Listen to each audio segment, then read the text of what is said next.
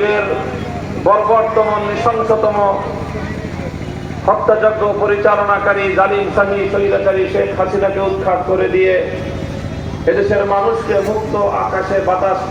বাতাসে নিঃশ্বাস গ্রহণ করার সুযোগ করে দিয়েছেন। আমি এরপরে শুকরিয়া আদায় করছি আপনাদের, বিশেষ করে কুলিয়ারচরের সর্বস্তরের তৌহিদি জনতা, বিভিন্ন রাজনৈতিক দলের নেতাকর্মী এবং এই অঞ্চলের মানুষজন যারা আল্লাহর দ্বীনের জন্য, ইসলামের জন্য আলেম সমাজের সাথে গভীর সম্পর্ক রাখেন, ভালোবাসেন। বিশেষ করে আপনারা আমার প্রতি যেই ভালোবাসা